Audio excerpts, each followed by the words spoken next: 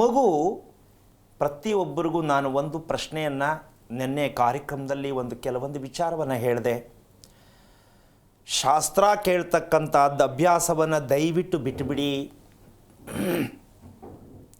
ಇದು ಒಂದು ಕೆಟ್ಟ ಚಾಳಿ, ಇದು ಒಂದು ದೊಡ್ಡ ಮಹಾರೋಗ ಅಂತ ಹೇಳಿದೆ. ಅಂದಮೇಲೆ ನಾವು ಇನ್ನೇನು ಕೇಳಬೇಕಿತ್ತು ಅಂತಕ್ಕಂಥ ಪ್ರಶ್ನೆ ಬರುತ್ತೆ. ಅದಕ್ಕೆ ನಮ್ಮ ಕಾರ್ಯಕ್ರಮದಲ್ಲಿ ನಾವು ಹೇಳ್ತಿರ್ತಕ್ಕಂತಹ ವಿಚಾರ ಏನಂದರೆ, ಮಗು ಹುಟ್ಟಿದ ಮೂಲವನ್ನು ತಿಳ್ಕೊಳ್ತಕ್ಕಂತಹ ಮಟ್ಟಕ್ಕೆ ನೀವು ಪ್ರಯತ್ನ ಪಟ್ಟರೆ,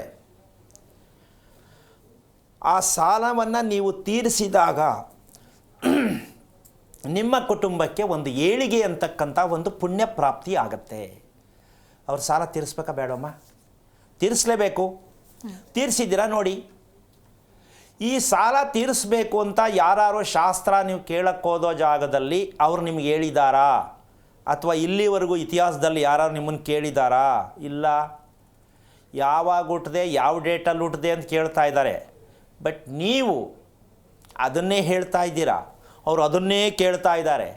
ನಿಮಗೆ ಬದಲಾವಣೆ ಆಗಿದೆಯಾ? ಪ್ರತಿಯೊಬ್ಬರು ಯೋಚನೆ ಮಾಡಬೇಕಾಗತ್ತೆ. ನಿಮಗೆ ಅದರ ಸತ್ಯ ಗೊತ್ತಾಗಿದೆಯಾ? ಯಾಕೆ ಮಗು ಬಗ್ಗೆ ನಾವು ತಿಳ್ಕೊಳ್ಳೇಬೇಕು?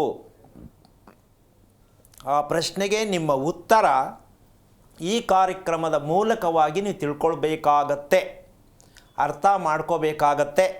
ಯಾಕೆ ಅದನ್ನೆಲ್ಲ ತಿಳ್ಕೋಬೇಕು ಅಂತಕ್ಕಂಥದ್ದು?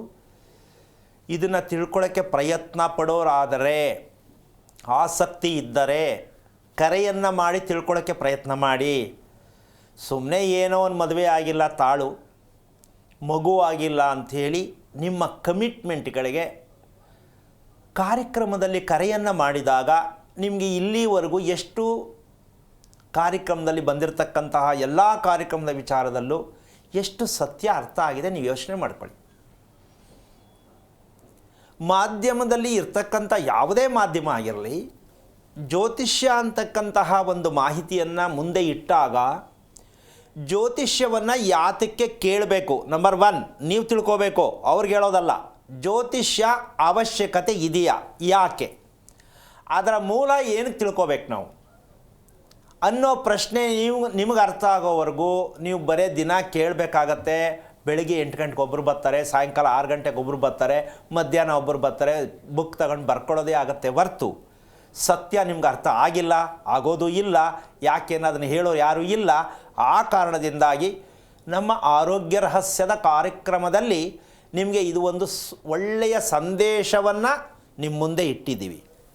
ಪ್ರತಿಯೊಂದು ಮಗು ಸತ್ತಿದ್ದಕ್ಕೆ, ಹುಟ್ಟಿದ್ದಕ್ಕೆ, ವ್ಯಕ್ತಿ ಸತ್ತಿದ್ದಕ್ಕೆ, ಮಗು ಹುಟ್ಟಿದ್ದಕ್ಕೆ, ಇವೆರಡರ ಮಧ್ಯದಲ್ಲೇ ನಿಮ್ಮ ಜೀವನ. ಇದು ಸತ್ಯ.